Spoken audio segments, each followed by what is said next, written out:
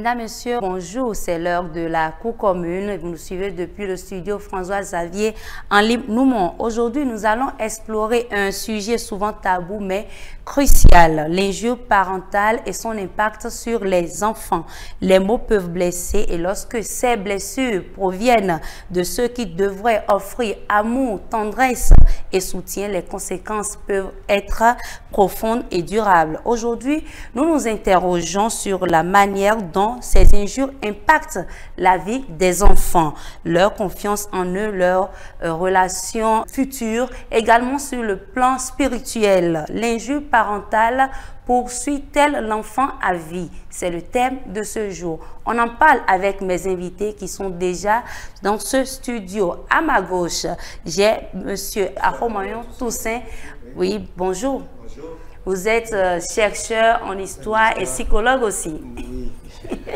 Merci d'avoir répondu à notre invitation. C'est un plaisir. D'accord. À ma droite, j'ai Sa Majesté Dafa Isso. Vous êtes haut dignitaire. Bonjour. Bonjour, Madame la journaliste. Je vous remercie de nous avoir invités pour un sujet. C'est un plaisir pour nous aussi. Je viens vers vous d'abord pour vous poser la première question. Avez-vous déjà été victime d'injures ou bien avez-vous des proches qui ont déjà dit des injures à l'endroit des enfants, de leurs enfants, et cela a eu des impacts sur leur vie? Oui, je crois que c'est pas cette question dans toutes les familles. Dans toutes les familles, il y a ce phénomène, c'est produit dans toutes les familles. Et ce n'est pas du tout, comme vous l'avez dit, que c'est un sujet tabou. Moi, je trouve que c'est plutôt un sujet courant et qui devait être courant et qui devrait être, heureusement, avec des émissions comme celle-ci, corrigé, amener la société à corriger ce comportement pour que les enfants puissent retrouver l'équilibre qu'il leur faut dans la scolarité, dans la vie, etc.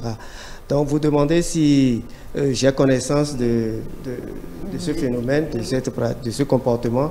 Oui, proche à vous. Oui, proche à moi, oui, bien sûr. Et peut-être moi-même aussi. Oui, par moment, il m'arrive de dire des choses. Mais c'est que je le dis, il m'arrive de le dire, de proférer des injures. Mais très vite, on se ressaisit pour dire, ah non, que ce n'est pas une bonne chose.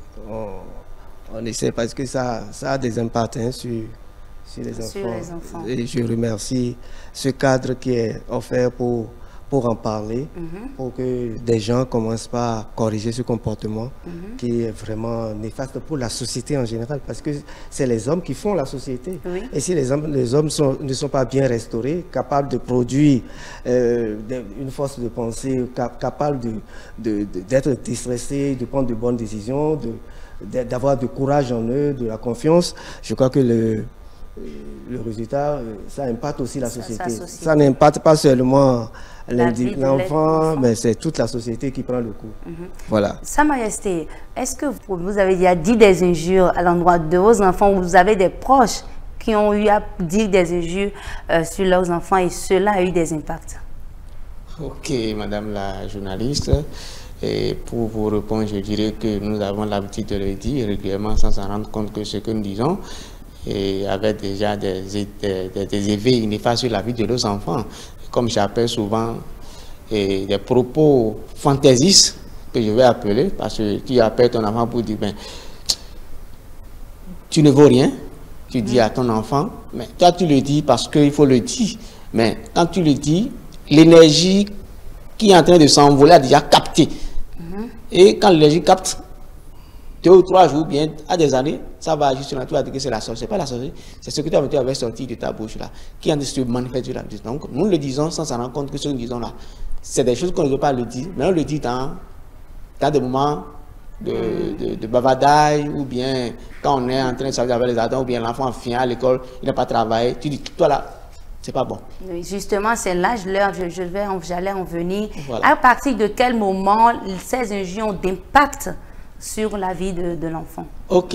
Oui. Donc, nous allons rentrer en même temps dans le vif du sujet, parce que nous sommes sur une thématique qui nous dit les injures parentales et surtout les enfants à vie. Oui. D'abord, qu'est-ce que nous appelons parents? Il faudrait que nous irions un peu vers le fondement du parent d'abord. Quand on dit un parent, ça fait 2 individus différents de sexe et qui ont l'engagement de rester ensemble pour donner ce que nous appelons le fruit de l'amour, qui est l'enfant. Donc, quand l'enfant est là, l'enfant a déjà un parent qui va l'aider à s'en sortir de ces quotidiens de la vie, que nous appelons l'éducation d'abord, que nous appelons l'éducation. Donc, lorsque le parent est là, le parent a pour objectif de survivre de l'enfant, sa sécurité, tout ça là que nous avons comme demande, le droit et devoir parental que nous devons. Donc, si le parent n'arrive pas sur régulièrement ces genres de comportements vis-à-vis de l'enfant qu'il a mis au monde là, c'est là où ces dérives là viennent. Vous voyez ce que je dis?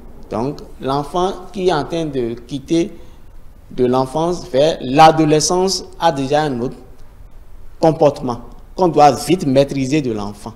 Parce que c'est au niveau de l'adolescence que ce dont nous parlons aujourd'hui là a commencé en tant que parents que nous sommes. Donc, l'éducation étant le pilier de cet enfant qui est au niveau de l'adolescence, qu'on devrait le suivre régulièrement jusqu'à ce qu'il arrive à un niveau d'adulte. Sinon, il y a des comportements du dehors, par exemple, que l'enfant peut aller copier. D'accord. Et ces gens de compagnie peut le changer autrement vis-à-vis de ce que toi tu veux de l'enfant. Peut-être que l'enfant rentre dans un domaine où les gens sont en train de prendre de la drogue.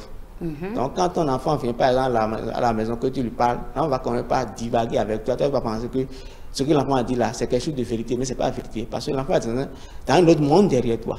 Et là, toi, tu peux quand même pas dire des choses blessantes sur la vie de cet enfant. Pensant que c'est l'enfant même qui a quitté la maison, qui est encore revenu comme ça. Donc, nous devons, en tant que parents que nous sommes, nous devons avoir de la patience aussi de connaître les enfants avec qui nous sommes d'abord. Vous voyez ce que je dis? Donc, c'est un peu ce que moi je vais dire d'abord. Monsieur Aromayor, quelles sont les injures qui ont véritablement d'impact sur les enfants? S'il y a de ces injures, on peut bien comprendre ces injures-là. Si nous parlons d'injures, nous devons définir, dire l'injure, d'abord, c'est une parole outrageante qui est lancée sur l'individu, sur l'enfant, puisque c'est de l'enfant qu'il s'agit. C'est une parole outrageante, c'est une parole. Et quand on dit parole, quels sont les outils qui rentrent dans la parole? Quels sont les organes qui sont sollicités pour que nous puissions parler de parole? Il y a surtout la langue. La langue. Si vous n'avez pas de langue, vous ne parlerez pas. S'il n'y a pas de langue dans la bouche, on ne pourra rien sortir de cohérent. Donc il y a la langue et il y a l'intention. Il y a la langue et il y a l'intention. L'intention, c'est l'intention qui libère l'énergie, qui porte la parole. Et vous savez, quand on prend par exemple la Bible, on parle de « au commencement était le verbe ». Le verbe en question, c'est la parole. Donc, quand vous commencez par... il faut bien expliquer ce phénomène pour que les gens comprennent une fois pour de bon, parce qu'il a fallu que moi je fasse le peu de recherche pour comprendre la gravité du phénomène de la parole outrageante. L'intensité. Quand par exemple, le parent est fâché, il est fâché, quand il est vraiment fâché, il peut dire des choses en disant... une parole outrageante, il lance, c'est comme si c'est une flèche qu'il lance. C'est comme une flèche qui est lancée sur l'enfant. Et de flèches, bon, j'appelle l'injure parce qu'il y a encore des niveaux dans les... quand on maudit, c'est encore une autre étape dans les injures. Quand on maudit, on dit « ou bien ça c'est encore plus grave. Donc, quand on prend les injures, c'est encore... l'injure, je peux dire, parce que quelquefois on dit l'injure, comme l'a dit mon frère tout à l'heure, l'injure peut être lâchée facilement, mais quand on va au plus, on parle de maudit, n'est-ce pas? Oui. Nous allons rester dans les injures. Donc, c'est comme si dans les injures, c'est comme si vous lancez régulièrement des fléchettes à l'enfant. Maudit, là, c'est comme vous dégainez carrément un kalachnikov sur l'enfant. Donc, dans ce cas, il faut qu'on dise aussi que l'injure est fonction de la journée. Je prends une journée, fonction de l'évolution d'une journée. L'injure qui est proférée, par exemple, très tôt le matin, ou la maman ou le papa, vous venez à peine de vous lever parce qu'on n'a pas balayé la maison. Le matin, vous n'avez même pas encore désactivé votre bouche en consommant un bout de sel. Mais au dos, moi. Vous parlez fond? Oui, très bien. Miodo Djenwa. Et vous avez déjà dit quelque chose qui... Vous avez déjà proféré une injure. Au lieu d'une fléchette, ça peut banalement se transformer en Kalachnikov tout de suite. D'accord. Donc le matin très tôt, vous allez voir le parent qui est déjà fâché, parce que j'évoque cette situation parce que entre les parents aussi, il faut que les parents s'entendent régulièrement. Parce que peut-être la nuit elle a été mauvaise, peut-être il y a le patron qui a énervé et on a déjà il faut vraiment que les patrons, dans ce cas, par rapport aux parents, que les parents apprennent à se maîtriser. Sinon, leur langue là, c'est comme une télécommande. La langue est une télécommande. Quand vous prenez la télécommande, vous allez devant votre poste télé. Qu'est-ce que vous faites? Ça agit. Quand vous prenez la télécommande, vous allez devant votre caméra. Ça agit, ça déclenche. Quand vous prenez la télécommande, vous allez devant un ventilateur. Vous éteignez ou vous allumez. La langue est exactement une télécommande qui agit directement sur la cible concernée. Donc, il faut la pile qui est dedans, ça, je vous le définis. La télécommande, dans une télécommande, on a une pile, non? Oui. On a une pile. Très bien. Quand vous consommez, les aliments que vous consommez, ces aliments contiennent des substances capables d'activer la langue. Et quelquefois, bon, je donne un exemple pour compléter l'explication, quelquefois, il y a ce qu'on appelle les atakons. Le piment de Guinée. Piment de Guinée. Oui. Quand vous prenez les piments de Guinée, là, les graines, là, ça donne la sensation, quand vous écrasez ça au bout des lèvres, au bout de la langue, vous avez la sensation, la même sensation que quand vous prenez une pile de 1,5 V. Vous avez la même sensation quand vous prenez une pile de 1,5 V.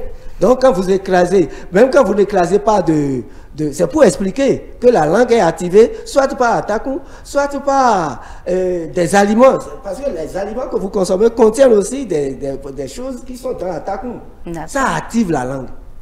Donc, il faut qu'on fasse attention. Dans la matinée, si très tôt le matin, la langue n'est pas désactivée, on commence pas à proférer des injures, c'est grave pour l'enfant. Dans la journée, c'est pas bon aussi, parce que peut-être que la langue est déjà moins activée que le matin. Il y a tellement d'éléments qui rentrent, qui doivent être pris en compte pour montrer la gravité des injures. À cause d'une injure dans la rue, je prends le cas de la rue, à cause d'une injure proférée par quelqu'un contre un chauffeur ou bien etc., ça peut gâcher toute la journée de l'individu.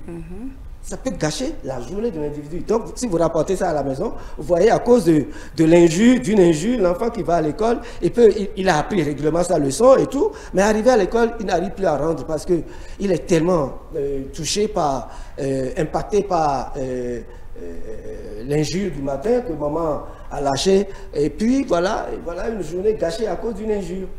D'accord. Merci. Oui. Sa Majesté, quels sont les impacts spirituels de ces injures sur l'être humain? Comme je l'ai dit tout à l'heure dans mon introduction là, donc le père que nous sommes, en tant qu'un éducateur familial, nous devons essayer de contrôler ce qui sort de notre bouche à des moments donnés. Même si nous sommes fâchés, il faut essayer de se faire maîtriser. Parce que le pouvoir de la vie et de la mort est sur notre langue. Et en tant que géniteur que nous sommes, la première personne qui peut quand même maudire un enfant, d'accord, et que ça va vite pénétrer, et que je connais en tant que spirituel, c'est la maman. C'est la maman? Oui. D'accord. Parce que entre le père et la mère, c'est la maman qui peut définir véritablement que tu es le père de cet enfant. Donc, et c'est elle qui a gardé cet enfant dans son ventre pendant 9 ou soit à 8 mois, si c'est la première grossesse. Donc, elle a un pouvoir mystique sur la vie de l'enfant. Et quand l'enfant pose des actes horribles, et qu'en voulant détonner sur l'enfant, et qu'elle n'arrive pas à contrôler sa sensation charnelle, et quand elle prononce quelque chose sur la vie de l'enfant, c'est que c'est à 100% que cela arrive sur la vie de l'enfant. Et quand cela arrive, à quel moment l'enfant peut savoir que telle chose que maman a dit sur ma vie est en train de se passer. Donc, c'est quand l'enfant a de quitter le côté de l'adolescent vers l'adulte maintenant, en rentrant dans sa vie privée, et commencer par faire des activités, il va constater que ça ne va pas. Il fait tout, ça ne va pas. Ou bien il a déjà un diplôme, mais le fait de décrocher un emploi, là, il ne va pas s'en sortir. D'accord. De là, peut-être, il peut commencer par se chercher lui-même, en rencontrant des hommes garants de la tradition, ou bien un pasteur, ou bien l'aimant pour voir. Je fais tout, mais je n'arrive pas à s'en sortir de ma vie. Qu'est-ce qui se passe? Et si celui chez qui il est parti, étant quelqu'un de spirituel, vraiment, il va consulter les génies. Les génies. Réellement, qu'est-ce qui se passe que l'enfant n'arrive pas à s'en sortir de son succès? Et il y a de stagnation dans la vie. Et c'est là qu'il peut dire, ah, est-ce que tu n'avais pas de situation avec tes parents? Et là, ça devient, la course commence. La course commence. L'enfant peut dire, je ne sais plus. Mais si le monsieur continue et que les divins de sa famille est derrière cet enfant, l'enfant va quand même pas revoir un peu ce qui s'est passé comme nous regardons le rétroviseur. Et dit d'accord, je peux regarder pour, ou bien c'est quand maman m'a commandé que j'ai refusé, ou bien quand je voulais épouser un tel monsieur que maman a dit non, tu ne veux pas épouser la personne. J'ai insisté que je suis parti marier telle personne, que c'est comme ça. Le Fa ou bien l'Alpha va dire ah, c'est ça. Et s'il en est ainsi, qu'est-ce que tu dois faire? Là, on va y revenir tout à l'heure. on va revenir sur ce qu'il y a lieu de faire à partir du moment où on découvre que oui, l'injure du passé a un impact. On découvre que c'est ça qui est à la base de nos problèmes. Voilà. Je retourne vers vous, monsieur Aromayon, pour vous demander quel est l'impact mental que ces injures ont sur la vie de l'enfant. L'impact mental, vous avez dit. Oui. L'impact mental, c'est déjà que l'enfant, partout... Déjà, il faut dire hein, que l'injure est comme une programmation. Programme l'enfant. L'enfant encaisse ça dans sa tête et commence par ressasser, c'est-à-dire parce qu'on a répété, ça commence par prendre corps, ça commence par l'embêter dans la tête. Ça commence par l'embêter au niveau de... Même depuis tout petit. Oui, depuis tout petit. Tout petit. C'est comme un programme sur sa vie déjà. Donc, depuis qu'il est tout petit, ça commence par, ça commence par le stresser, ça commence par, sur la mentalité, bon, il y a des enfants qui se préparent dans une forme de résistance.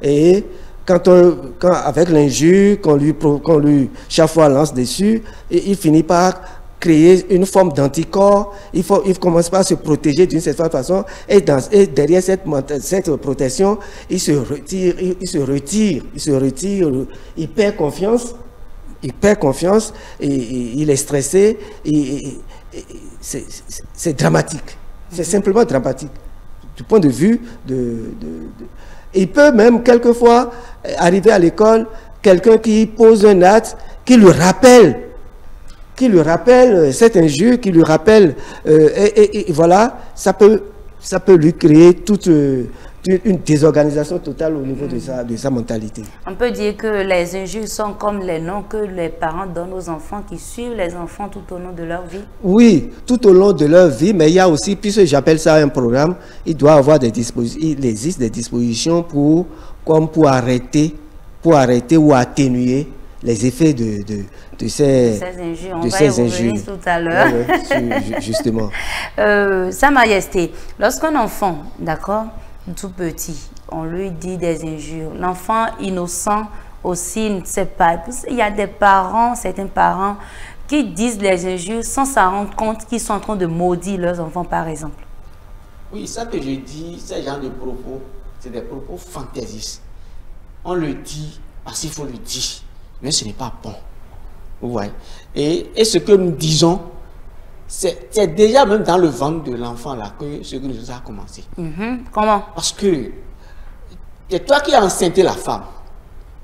Et quand tu as enceinté, au lieu d'entretenir maintenant cette dernière, tu négliges les soins.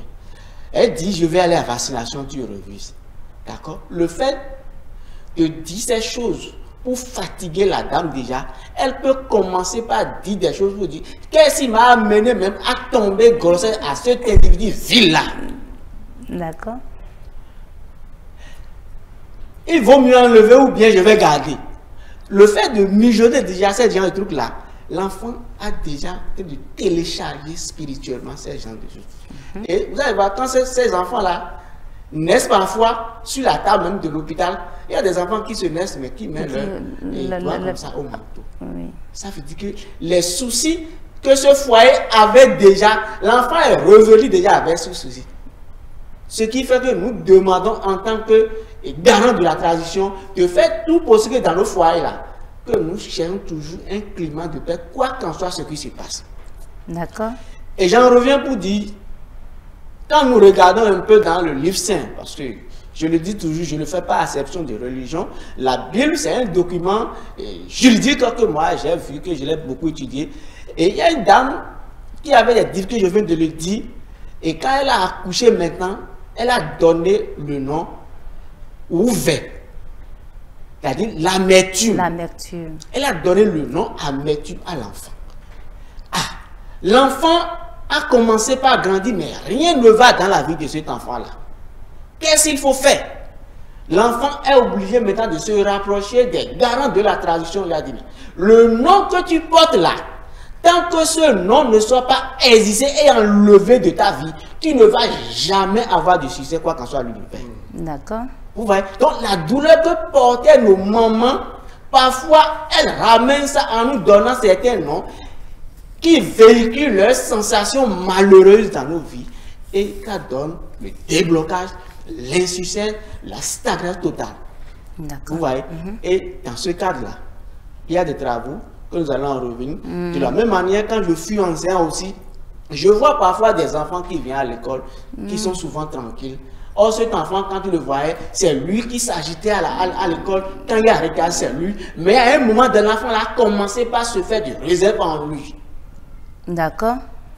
Même si ses collègues le frappent, au lieu d'agir, ne veut pas agir. Parce que ce qu'il ressent à la maison comme d'attaque entre papa et maman, l'enfant est traumatisé. Est traumatisé psychologiquement et physiquement. D'accord. Donc, nous devons inviter les parents à tout instant que ça se fait dans nos foyers-là, d'avoir de la patience. D'accord. Je reste avec vous. Un enfant à l'âge d'adulte qui découvre après consultation, comme vous étiez en train de le dire, que tout ce qui constitue comme situation, tout ce qu'il a comme situation dans sa vie, c'est parce que ses parents, dans le passé, ont eu des injures à son endroit. Lorsque ce parent n'existe plus, ne vit plus, que doit faire cet enfant?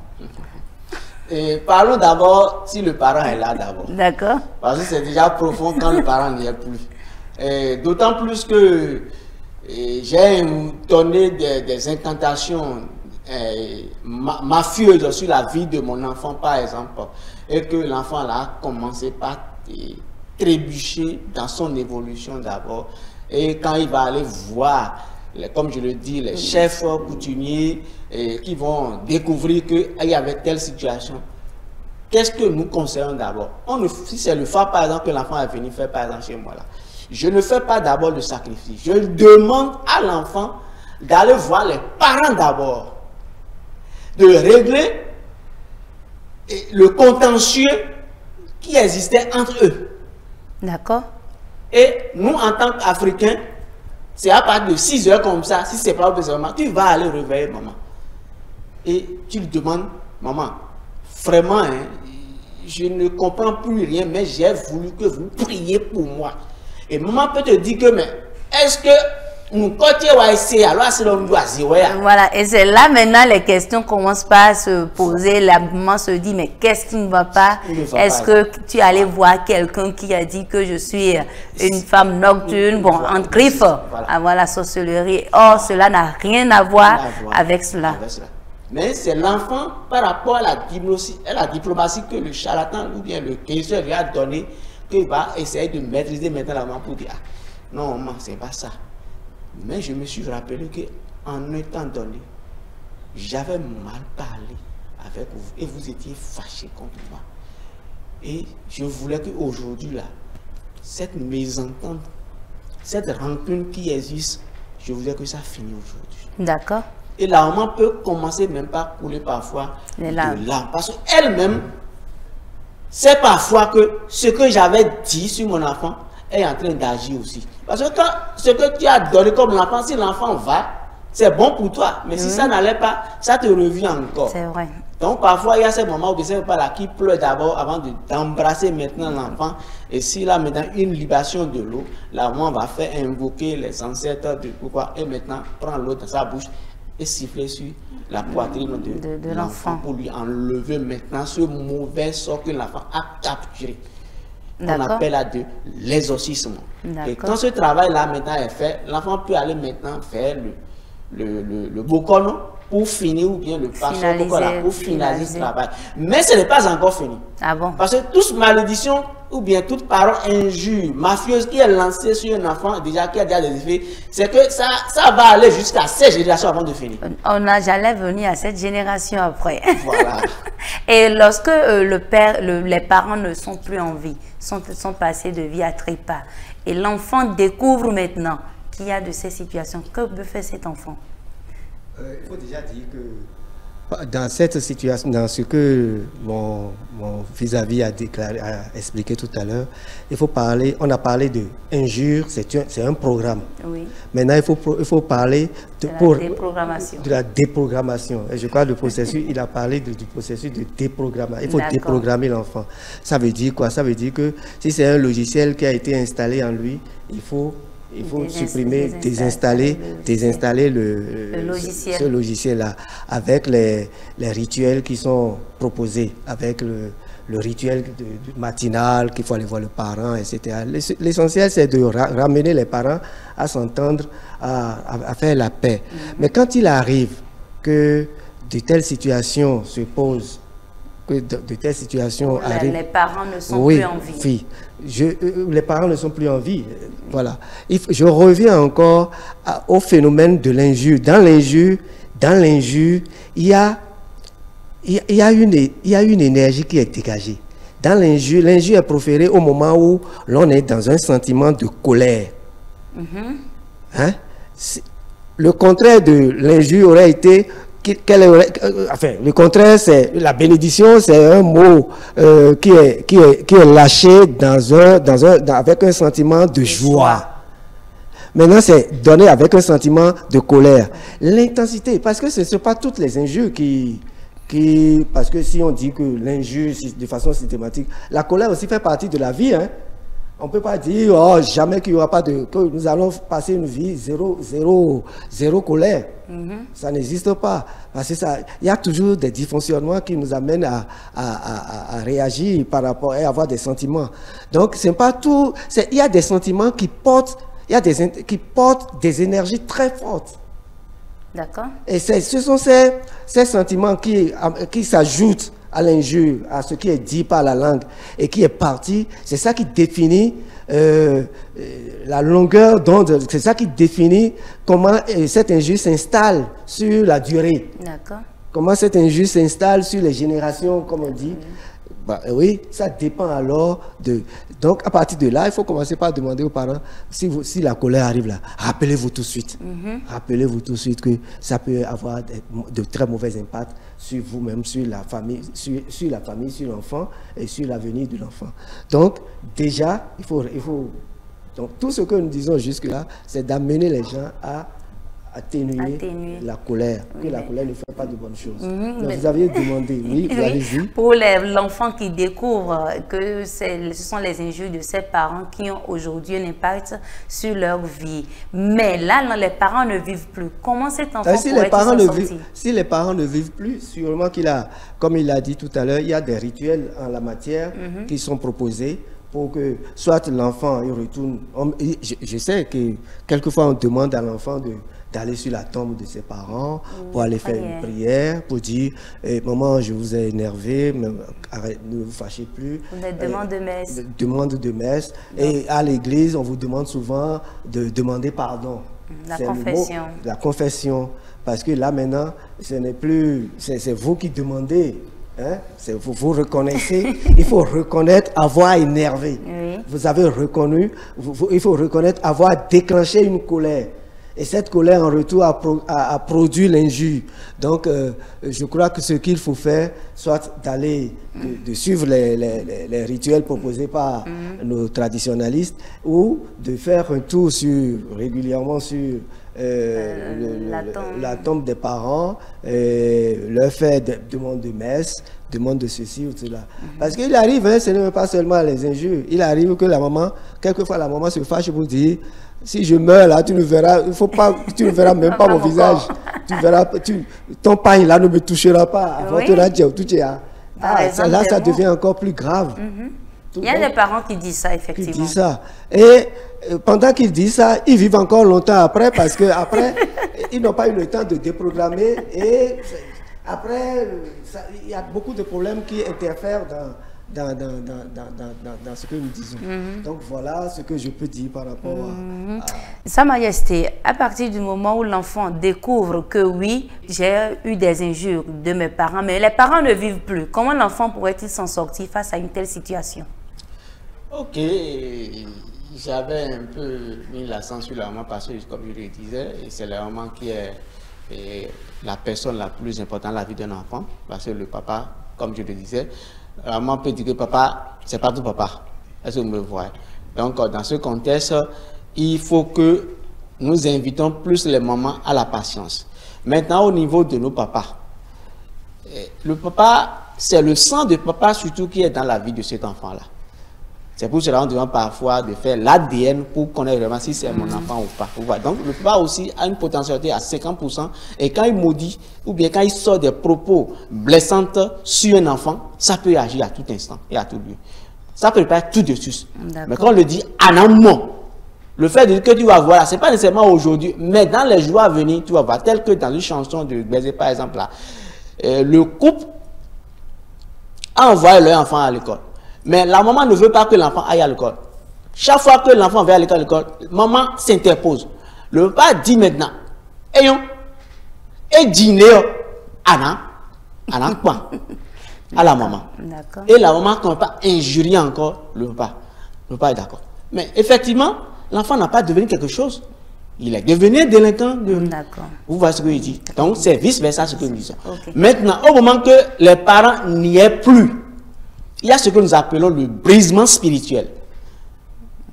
Et c'est un travail très dur. C'est pas tout le monde ne veut pas le faire parce que quand vous ne fouillez pas bien ce que nous disons, vous ne pouvez pas comprendre. Parce que les parents ne sont plus là. La maman est partie, mais c'est le papa qui est parti déjà avec ce qu'il a dit. Et de là, il faut commencer un travail de haut niveau avec cet enfant-là. Et après, on peut lui dire, si vous avez la photo de maman ou bien la photo de papa, nous allons prier avec ça pour vous. Et, ou bien on appelle la famille autour de la situation maintenant, et ceux qui sont plus intéressés, c'est-à-dire il y a la famille, parce que quand on dit famille, il y a le grand cercle et le petit cercle de la famille. Donc on regroupe ces derniers-là maintenant pour discuter de la situation de l'enfant. Voilà. Et après ça, on envoie maintenant l'enfant vers la tombe. Et voilà, on va prier maintenant pour l'enfant. Merci beaucoup. Nous allons faire un dernier tour. Un conseil à ces jeunes ou à ces personnes qui vivent de telles situations actuellement. Le seul conseil, c'est qu'il faut qu'ils sachent très rapidement. Oui, qu'ils sachent que les injures constituent un phénomène grave, très grave pour l'évolution de l'enfant, l'évolution de la société, l'évolution déjà de la famille, l'évolution de la société, et qu'il faut vraiment éviter de proférer des injures.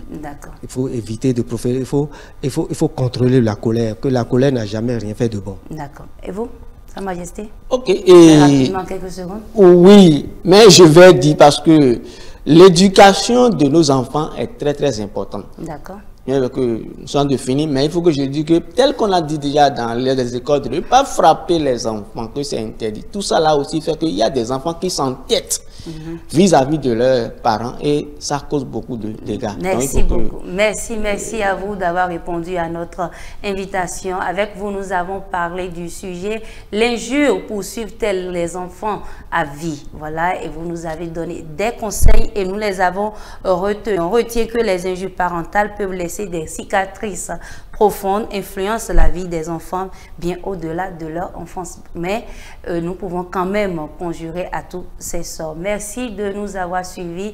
Merci à vous et chers téléspectateurs. Suivez-nous sur nos différents canaux, sur notre site web www.etelebene.com, notre chaîne YouTube ETélé notre compte Insta ETélé notre page Facebook ETélé en direct via nos applications iOS et Android ETélé.